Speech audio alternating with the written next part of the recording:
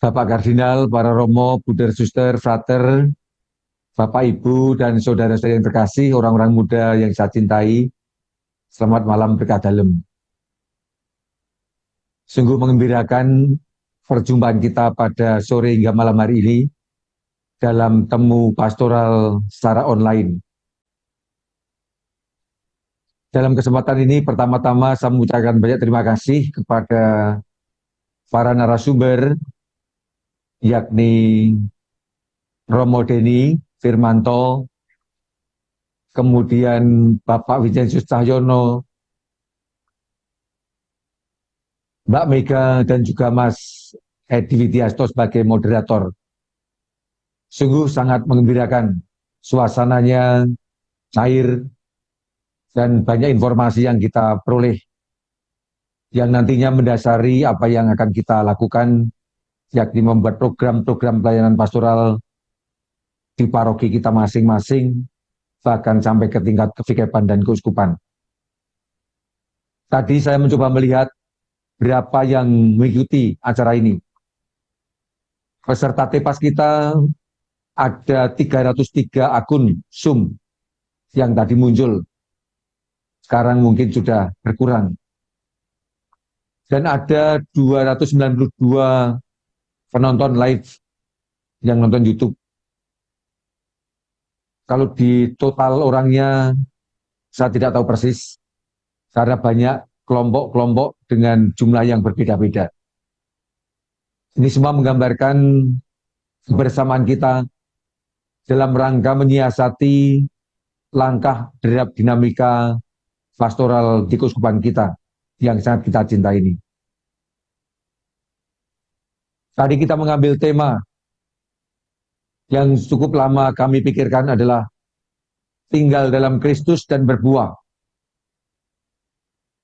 Tema besar yang kita kembangkan selama Ardas yang ke-8 ini.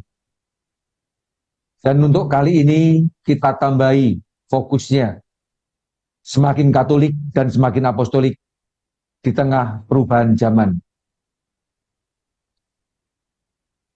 Kata Katolik dan apostolik sebenarnya merupakan 2 dari 5 prioritas garapan Ardas ke-8. Kita masih ingat kelimanya apa?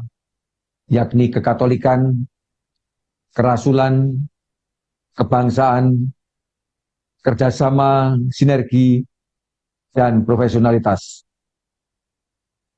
Kita rancangkan kelima-limanya dijalankan bersama-sama, meskipun bisa ada penekanan-penekanan tertentu.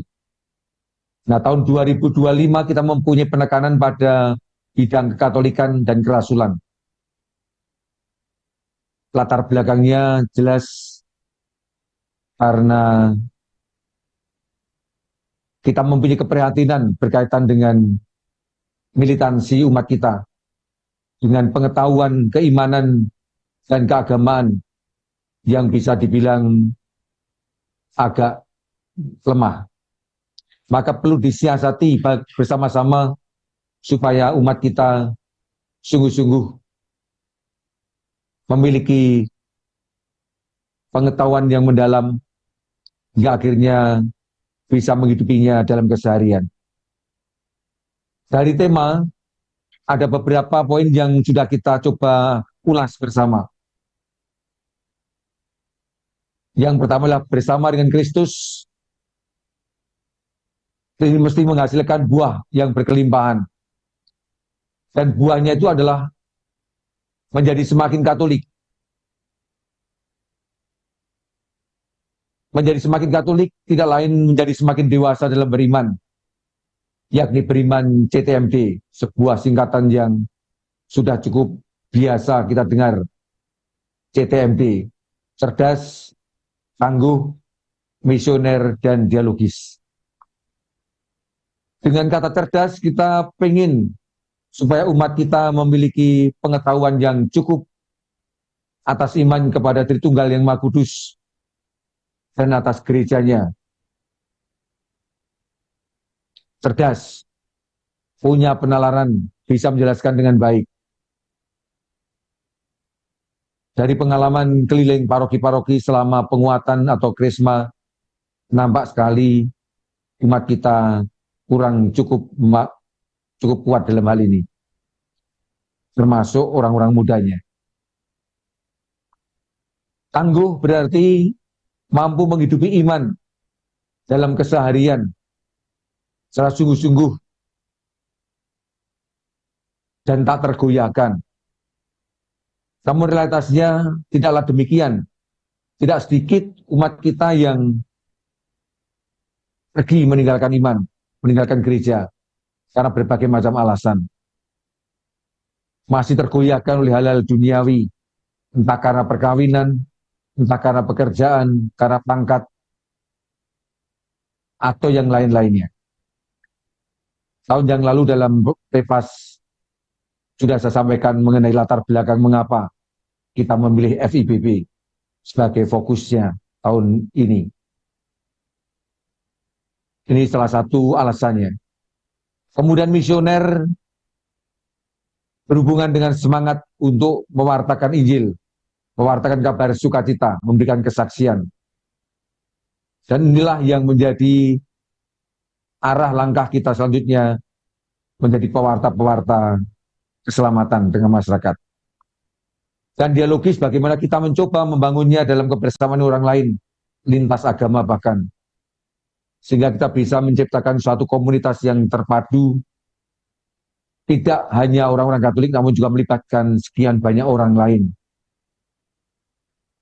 Harapannya tentu saja iman kita tidak tergoyahkan, bahkan bisa memberikan inspirasi, memberi pengaruh yang baik bagi yang lain. Yang kedua adalah semakin apostolik. Ini mau menunjukkan atau menandaskan mengenai bagaimana iman kita semakin bermakna bagi masyarakat, khususnya melalui karya-karya pelayanan atau kerasulan dengan masyarakat yang kita miliki. Entah itu karya pastoral, karya pendidikan, kesehatan, karitas, dan lain sebagainya. Ini terkait dengan soal bersama dengan Kristus Yesus, tinggal dalam Kristus dan berbuah. Nah, itu semua kita sadari, kita kembangkan dalam konteks zaman yang selalu berubah. Bahkan akhir-akhir ini kita rasakan perubahannya begitu cepat, hingga kadang-kadang kita merasa ketumpalan, ketinggalan. Dunia dan masyarakat kita selalu berubah, bahkan semakin hari semakin cepat. Dan tentu saja ini menuntut respon dari kita. Respon yang positif, dibarengi pembenahan-pembenahan sana-sini, demi menghasilkan buah yang berkelimpahan. Karena itu, seperti katakan Pak Vincent tadi, diharapkan kita mampu menangkap tanda-tanda zaman untuk maneges kerso dalam Gusti. Tuhan menghendaki apa atas zaman ini, atas peristiwa-peristiwa yang kita hadapi. Dan sekaligus merangkul dan memanfaatkan teknologi secara kritis untuk pembinaan iman dan pewartaan Injil. Sebelum pandemi sudah kita rasakan, sudah kita ketahui adanya kemajuan teknologi yang sangat pesat. Dengan pandemi semakin melejit, dan sekarang ini menjadi sesuatu yang biasa lagi. Biasa dalam arti tidak bisa tidak, harus kita pakai dalam rangka pembangunan jemaat, dalam rangka pewartaan kepada masyarakat luas. Maka gereja mau tidak mau harus berhasil atau bisa menjawab kebutuhan dan tantangan yang nyata. Kita temukan tantangan-tantangan seperti apa, dan kita mencari tahu solusinya seperti apa. Kita tawarkan kepada masyarakat untuk memberikan inspirasi dan sekaligus memberikan solusi. Hanya dengan cara demikianlah maka gereja kita semua sungguh-sungguh menjadi relevan dan signifikan, entah dalam konteks kegerejaan di antara kita sendiri maupun dalam konteks masyarakat luas.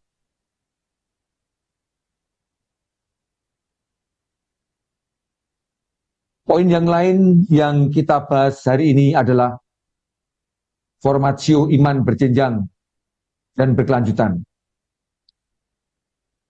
Sebenarnya bukan tema yang serba lain, karena justru tema FIBP ini merupakan tema yang akan kita geluti secara berkelanjutan dari waktu ke waktu. Seperti pernah saya sampaikan dalam berbagai macam kesempatan, formatio iman berjenjang dan berkelanjutan kita ambil sebagai tema atau sebagai fokus pastoral tahun ini. Mengingat gereja itu terlahir karena pewartaan, berkembang juga melalui pewartaan, dan akhirnya gereja diutus untuk mewartakan. Sebagaimana kita lihat dalam Matius bab 28 ketika Yesus berkata, "Pergilah ke seluruh dunia, ajarlah semua bangsa." Ini semua menjadi perutusan untuk kita semua yang telah dibaptis. Sekali lagi, FIBP menjadi kerangka besar untuk ilmu pastoral kita tahun ini dan tahun-tahun selanjutnya. Sekarang nggak pernah bisa dilepaskan. Dan saya sangat senang sekali ketika keliling paroki-paroki dalam rangka kunjungan pastoral dan sekaligus penerimaan sakramen penguatan. Selalu ditampilkan bagaimana paroki-paroki berdinamika menyambut FIBP ini. Begitu banyak kegiatan katekese, persiapan katekese, dan pelaksanaannya untuk berbagai macam kelompok usia dan berkelanjutan. Beberapa paroki mengkaitkannya langsung dengan peristiwa penerimaan sakramen-sakramen. Dan ini rasanya sangat bagus sekali. Meskipun tidak hanya terbatas di situ, namun dengan banyak cara sehingga lalu variatif. Saya sangat senang sekali ketika paroki-paroki menampilkan hal ini, karena rasanya FIBP menjadi suatu yang sangat hidup. Meskipun masih tetap harus kita kembangkan, kita kemas lebih baik lagi ke depan. Termasuk katekese bulanan yang rasa-rasanya belum terlalu menjadi habitus kita. Saya sangat maklum karena memang sedang mencari bentuk, namun harapannya ke depan nanti semakin bisa kita siapkan jauh-jauh sebelumnya bahan-bahan untuk katekese bulanan. Sekaligus ditindaklanjuti di tingkat paroki, bahkan sampai ke tingkat lingkungan-lingkungan. Sekali lagi background mengapa kita memilih tema ini adalah lemahnya pemahaman umat, khususnya orang-orang muda, atas iman dan gereja. Mereka ingin tahu, ingin ngerti, namun tidak tahu bagaimana mendapatkan sumber informasinya. Dan juga militansi umat yang cenderung menurun. Maka tujuan FIBP ini tidak lain adalah agar iman kepada Yesus Kristus bisa nyambung, bisa nyantol, bisa mengejawantah dalam kehidupan yang nyata, dalam kehidupan kita sehari-hari di tengah masyarakat. Ini kiranya menjadi salah satu pembenaran terhadap kata-kata Santo Yakobus, iman tanpa perbuatan itu adalah mati. Iman menjadi nyata dalam perbuatan. Iman menjadi hidup dalam tindak tanduk, dalam perbuatan yang konkret. Inilah yang kita harapkan nantinya. Iman mengejawantah dalam kehidupan nyata tengah masyarakat yang selalu berubah. Entah masyarakat internal gereja sendiri, ataupun masyarakat pada umumnya, di mana kita tinggal di tengah-tengah mereka.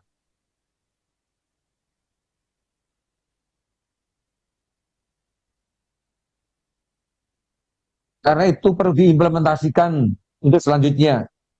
Dan inilah yang akan kita buat dalam hari-hari ke depan sampai tepas November nanti, yakni mempersiapkan program-program pelayanan, baik itu pastoral, pendidikan, kesehatan, sosial, untuk bisa disinkronkan dengan misi gereja KAS, Rikas, dan Ardas, bahkan juga dengan semangat pengembalaan kami mencari dan menyelamatkan.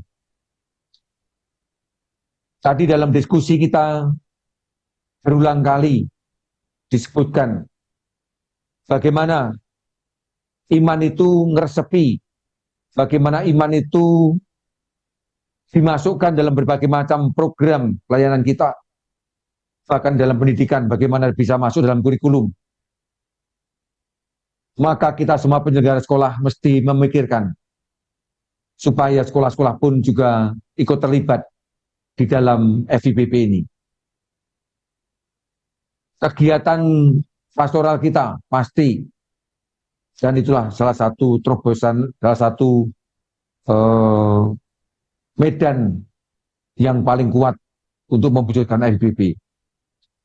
Bahkan dalam bidang kesehatan, rumah sakit, klinik, juga diharapkan untuk menerapkan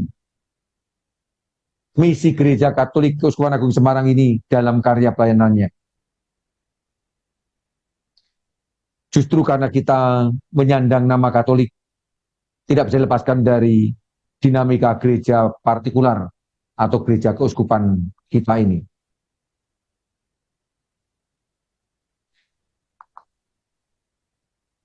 Saya menyimak juga tadi dimunculkan dalam berbagai macam diskusi. Salah satu keprihatinan yang cukup kuat adalah remaja dan orang muda. Keprihatinan dalam arti mereka membutuhkan bimbingan, pembinaan yang lebih banyak daripada yang lain-lain. Kalau saya perhatikan yang di paroki-paroki, pembinaan untuk PIA, pembinaan iman anak, itu rata-rata sudah jalan bagus, baik, bahkan sangat semarak. Untuk yang usia dini masih mencari bentuk. Sementara untuk pembinaan iman remaja dan orang muda, ini yang rata-rata dialami di banyak paroki. Memang ada beberapa paroki yang sudah berhasil mengumpulkan banyak orang muda untuk terlibat dalam dinamika dan mengalami pembinaan yang terus-menerus. Termasuk bahkan melibatkan orang-orang muda dalam atau menjadi katekis-katekis muda. Maka kiranya nanti dalam katekis kita perlu untuk lebih banyak memberi waktu bagi remaja dan orang muda ini. Karena mereka lah yang menjadi tulang punggung gereja kita. Selagi remaja dan orang muda aktif keluar dari rumah dan terjun di tengah-tengah kegiatan menggereja, maka gereja akan kelihatan hidup. Sebaliknya kalau mereka pergi ngumpet, maka gereja akan menjadi kelihatan gereja tua, bahkan gereja yang amem. Maka terkait dengan soal ini perlu ada penyiapan beberapa hal. Yang pertama SDM, khususnya para katekis, untuk masing-masing jenjang usia. Bagaimana kita mencoba membekali mereka. Salah satu kendala yang membuat susahnya mencari katekis adalah karena mereka merasa tidak mampu, tidak mempunyai bekal. Maka kita mesti menangkap sinyal ini dengan cara membekali mereka secukupnya untuk masing-masing jenjang. Sehingga mereka akhirnya merasa mantap dan mempunyai bekal untuk pengajaran, pembinaan yang bisa dibagikan kepada orang lain. Saya sangat mengapresiasi beberapa paroki yang mencoba untuk secara khusus menyiapkan katekis-katekis ini. Bahkan untuk masing-masing jenjang usia ada kelompok katekis sendiri. Dilatih secara berkesinambungan. Tidak hanya secara teknis, namun juga dibekali soal isinya. Saya melihat mereka bergembira, bersuka cita. Karena sebenarnya banyak sekali yang pengen terlibat menjadi katekis, namun tidak tahu bagaimana membekali diri. Yang kedua adalah penyiapan bahan-bahan katekese untuk masing-masing kelompok usia. PIUD untuk usia dini, untuk anak, pia, untuk remaja, PIR, pembinaan iman orang muda, OMK, PIOT, orang dewasa, dan PIUL, usia lanjut. Untuk yang PIOT dan PIUL, rasa-rasanya kita tidak perlu khawatir, karena ini orang-orang dewasa yang mapan, yang selalu akan mencari Tuhan. Sementara yang PIA, yang PIR, dan PIOM, PIOT itu yang perlu mendapatkan perhatian lebih. Saya sangat berharap masing-masing kevikepan membentuk tim-tim yang mempersiapkan bahan katekese secara berkesinambungan ini. Ada benang merahnya yang selalu terulang, namun semakin mendalam, dan arahnya semakin dewasa, semakin diarahkan untuk membawa iman ke tengah masyarakat, lebih aplikasi hidup di tengah masyarakat. Sementara semakin muda, mungkin sampai ke tahapan pemahaman, pengertian. Ini kurang lebih arahnya. Saya senang karena beberapa paroki bahkan sudah mencoba membuatnya, ini bisa dibagikan kepada paroki yang lain. Mungkin kevikepan juga bisa membentuk tim-tim khusus. Maka tolong Romo-Romo Vikep untuk memonitor hal ini, mandekani hal ini, supaya program FIBP tetap bisa jalan terus. Bapak Vincent tadi mengungkapkan perlu pendekatan katekese yang membumi, yang menyentuh hal-hal yang praktis yang dialami, sehingga menarik. Inilah salah satu tantangan yang tidak mudah. Namun kalau kita coba, lama-kelamaan kita akan menjadi semakin terampil. Kemasannya pun juga sedapat mungkin memanfaatkan teknologi. Tadi Mbak Mega mengungkapkan, orang zaman sekarang ini tidak tahan dengan tontonan yang panjang, dengan bacaan-bacaan yang panjang. Namun senang dengan video-video singkat, dan itu bisa diunggah dalam berbagai macam aplikasi atau sarana. Ada Facebook, ada Instagram, ada TikTok. 3 aplikasi yang sangat diminati oleh masyarakat kita. Kita manfaatkan untuk pewartaan, kita manfaatkan untuk pembinaan. Kita gerakkan orang-orang muda kita untuk membuat video-video singkat yang isinya untuk sharing pengalaman iman yang meneguhkan. Maka orang-orang muda jangan takut untuk memanfaatkan itu semua. Mengenai isi konten yang bisa diunggah, ada banyak yang bisa dicari referensinya. Entah dari dokumen-dokumen, maupun bahkan juga dari cerita-cerita orang atau pengalaman sendiri. Tentu saja kesaksian iman yang nyata menjadi andalan kita yang lain. Kemudian saya mau mengingatkan kembali bahwa tahun 2025 ini, 2025 nanti, merupakan tahun syukur KAS merayakan 85 tahun. Ada beberapa agenda yang kita lakukan secara bersama-sama, secara serentak. Mungkin baik nanti dalam programasi, dalam membuat program, kita sudah mulai berpikir untuk mengadakan kegiatan-kegiatan yang berskala paroki, kevikepan, dan bahkan keuskupan. Kita wujudkan nanti mungkin selama bulan Juni, karena ulang tahun kita nanti persis jatuh tanggal 25 Juni. pas katekese mengenai ke-KAS-an, mengenai KAS, mengenai keuskupan kita. Maka ini bisa nanti kita kemas kegiatan-kegiatan terkait dengan ulang tahun ini. Namun saya berharap dalam program paroki, kevikepan, dan nanti keuskupan sudah mulai dipikirkan. Siapa yang kita harapkan untuk menjadi pelaksana? Harapannya adalah UPP, komisi-komisi berkolaborasi bersama-sama, khususnya untuk yang tingkat kevikepan dan keuskupan. Supaya nanti ada kegiatan yang sifatnya gede, akbar.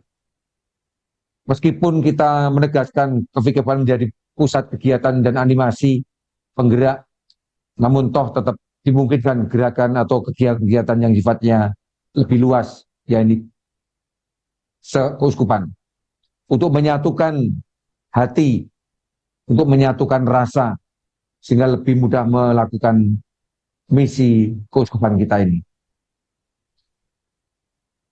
Juga 2025 merupakan awal pemerintahan di bawah kepemimpinan Presiden dan Wakil Presiden terpilih, Bapak Prabowo dan Bapak Gibran. Kita belum tahu persis apa yang akan mereka rancangkan, akan mereka lakukan. Maka kita mulai bersiap-siap, siap-siap untuk ikut berdinamika dalam derap bangsa kita ini, supaya Gereja Katolik tetap menjadi bagian yang tak terpisahkan dari negara kita dan ikut ambil bagian berkontribusi untuk kemajuan bangsa kita ini. Kita dukung program-program pemerintah yang baik terkait dengan Indonesia Maju, Indonesia Emas.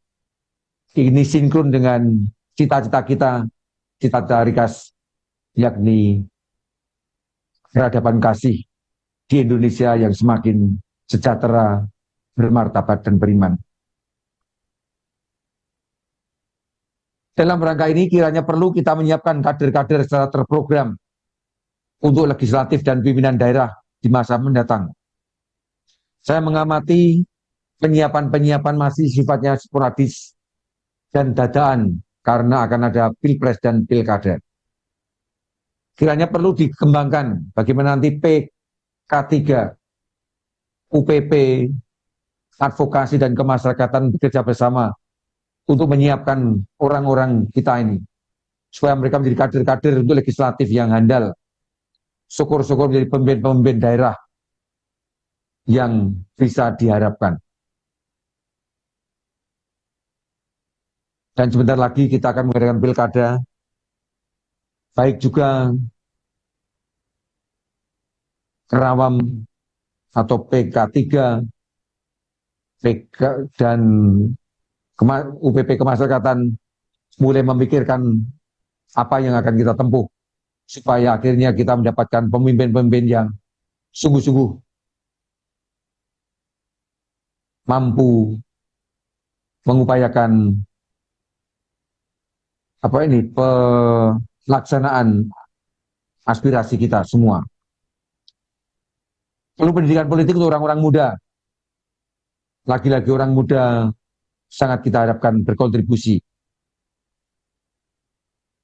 Nah, masa tenggang tepas merupakan waktu efektif bagi kevikepan-kevikepan, baik teritorial maupun kategorial, untuk membuat evaluasi atas pelayanan pastoral selama tahun 2024. Dievaluasi, dikoreksi, dan kemudian disiasati secara baru. Supaya tidak berjalan begitu saja, berlalu begitu saja. Namun kita coba lihat kembali, kita maknai secara baru. Dan juga menyelenggarakan pendalaman materi PIPAS online yang tadi kita dengarkan bersama-sama. Untuk kemudian kita rumuskan bentuk-bentuk strategis, pelayanan strategis yang bisa kita laksanakan. Saya berpesan untuk membuat program-program nanti, buatlah program-program yang sekiranya memang bisa kita laksanakan, yang bisa kita lakukan secara baik, optimal. namun bermutu, dan melibatkan semakin banyak umat kita. Ini sebagai kelanjutan dari FIPP kita.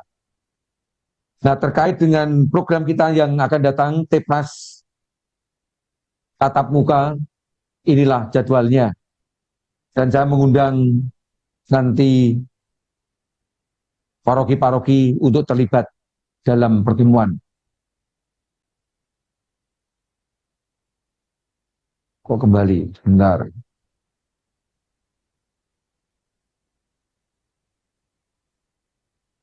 Nah, ini jadwal kita. Mohon dicatat, untuk KVKPAN Jogja Barat, tanggal 18 November. KVKPAN Kedu, tanggal 19 November. KVKPAN Jogja Timur, tanggal 20 November.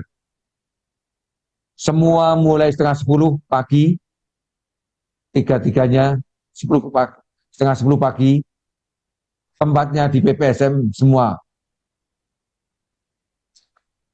Sementara untuk KVKPAN Surakarta, tanggal 21 November, Semarang 22 November, dan kategorial 23 November, dilaksanakan mulai jam 10 pagi sampai sore, tempatnya di PPSM.